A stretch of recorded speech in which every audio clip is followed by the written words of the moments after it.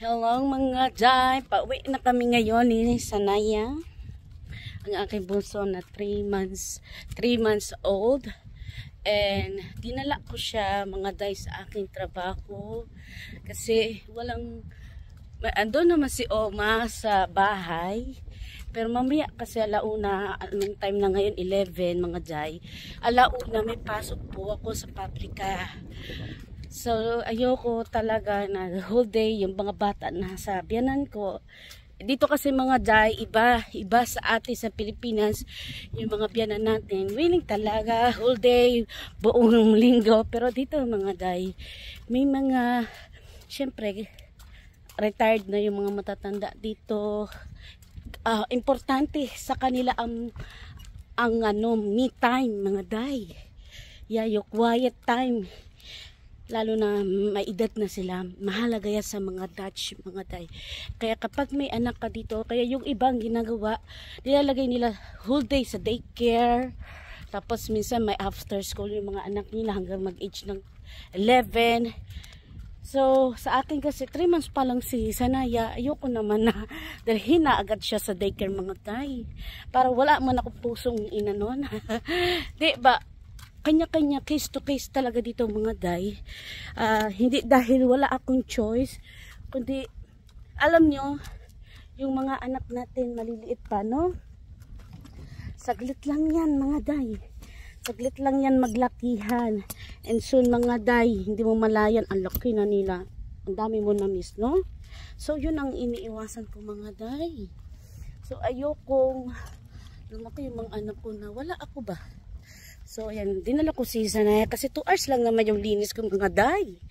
2 hours lang yung linis ko. And, si Sanaya naman, mabait naman na bata mga Day. Hindi yan iyakin unless inaantok o nagugutom. Ganun lang man sa Sanaya, no? Kapag yan ay busog, hindi yan mag-iyak.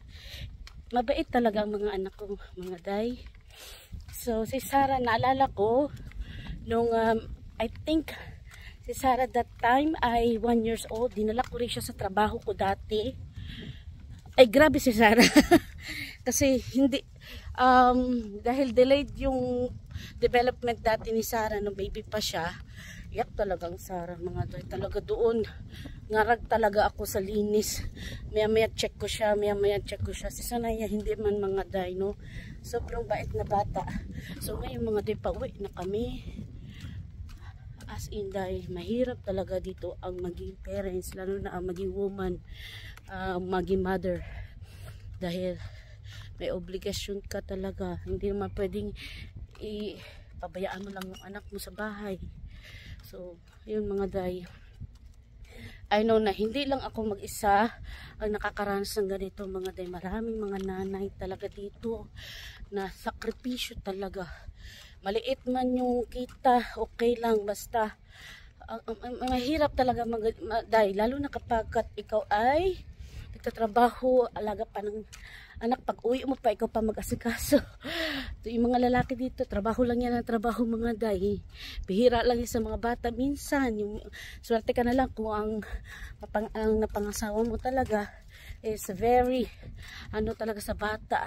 Pero si Papa Lin kasi mga Day, may time man siya sa mga bata, pero saglit lang Day. Kasi lalo na kapag maghapon talaga siya nagtrabaho mga Day. Kasi gigising niya ng alas 5 ng madaling araw. Given na yan mga Day, konsiderasyon ko na lang yun sa kanya. Kasi mga Day, kahit ako man diba pagod, kasi mag-physical man yung trabaho niya mga Day. Kaya wala tayong magawa dyan mga Day. So, wag nyo i-judge ang aking partner ha. Kasi ito man ay aking choice. Dahil gusto ko may pera ako sa aking bulsa, hindi mapupwede din mga Day na iasa natin lahat. Do? Paano lang ako magkahiwalay kayo? Wag naman sana mga Day. So hindi ganun kadali mga Day. So ayun lang mga Day. Thank you so much for come with me sa aking paglilinis. Kasama ang aking bunso na si Sanaya. And now she's awake. And see you on my next vlog mga Day. Don't forget to subscribe, like, and follow our YouTube and our page, ha? It's your big help for me na. So, yun lang mga Day. See you on my next vlog. Dak.